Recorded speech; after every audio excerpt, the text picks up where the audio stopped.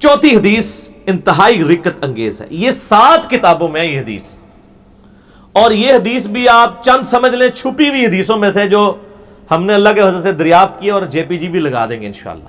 7 کتابوں میں ہے حدیث کی, اور سیرت کی تمام کتابوں میں, جتنی بھی مین سٹریم کی اہل سنت کی سیرت کی اور تاریخ کی کتابیں ہیں, لیکن ان سے ہمیں اتنا زیادہ غرض نہیں ہوتا. اس میں تو لوگ کہہ سکتے ہیں کہ ملاوٹ ہے, وہ آل امیہ آل عباس کی بھی, ہم تو حدیثوں تک رہتے ہیں. محدثین کا تو کوئی فرقہ نہیں تھا نا, وہ تو منصف مزاج لوگ تھے. میں 7 حدیث کی کتابوں کے ریفرنس پیش کر رہا ہوں. مسند امام احمد میں 1787 انٹرنیشنل نمبر کے مطابق, مسند ابی یعلا میں 1547, اور سلیم اسد نے اس کو صحیح کہا. المستدرک الحاکم میں 4842, امام حاکم اور امام ذہبی نے موافقت کی ہے, دونوں نے, یہ حاکم میں, اور اسی کا جے پی جی انشاءاللہ ہم اس میں لگائیں گے بھی. ویسے تھوڑے تھوڑے اختلاف کے ساتھ الفاظ ہیں, میں سارے کمبائنڈ بیان کر دوں گا, جے پی جی انشاءاللہ حاکم کا لگا دیں گے. المعجم الکبیر طبرانی میں ازواج رسول والے چیپٹر میں 1103, دلائل النبوہ امام بیہقی کی کتاب میں 466, سنن نسائی الکبریٰ میں خصائص علی والے چیپٹر میں 8394, مجمع الزوائد میں امام حیثمی لے کر آئے 14605. یہ 7 کتابیں ہیں, اور کم از کم 7 محدثین جو ہیں ہمارے اسلاف, انہوں نے اس کو حدیث کو صحیح کہا ہے.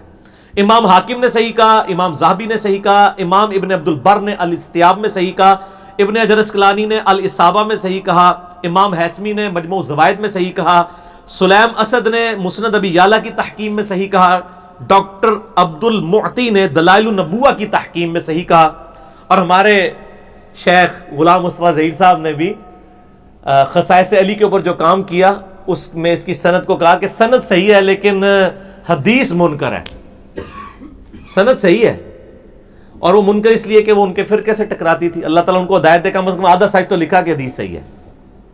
باقی سارے محدثین اس کو ماشاءاللہ صحیح کہتے ہیں سمیت ان کے.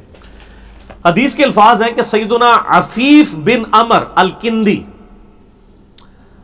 صحابی رسول ہے, وہ کہتے ہیں کہ زمانے جہالیت میں ایک دفعہ مکہ شریف آیا, خانہ کعبہ شریف کے پاس ہی میں بیٹھا تھا, اور میں تاجر تھا, اور میں تجارت کی غرض سے آیا اپنے بیوی بچوں سمیت, آؤٹنگ کرنے کے لیے بھی, تجارت کے لیے بھی.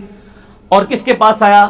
عباس ابن عبد المطلب کے پاس, جو اس وقت تک وہ بھی مسلمان نہیں ہوئے تھے, اور وہ نبی علیہ السلام کے کیا ہیں؟ چچا.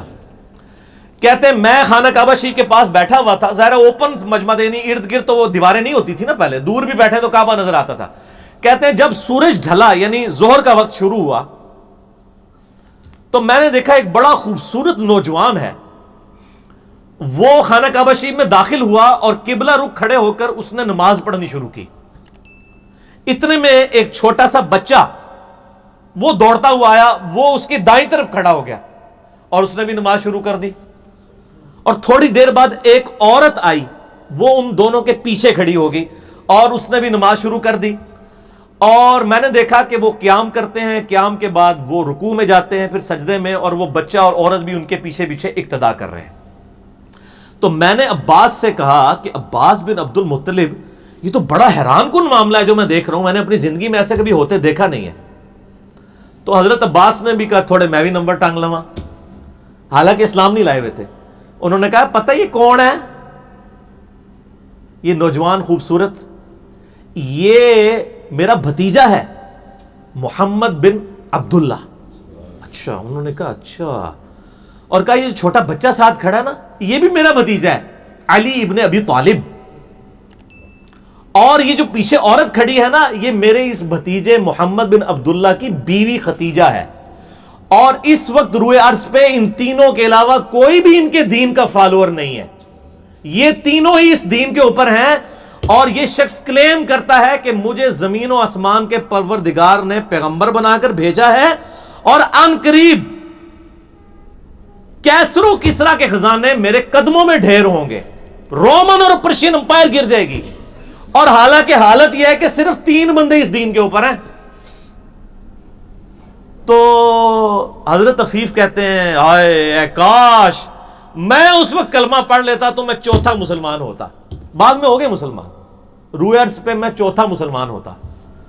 تو لیکن اسلام اس وقت انہوں نے قبول نہیں کیا.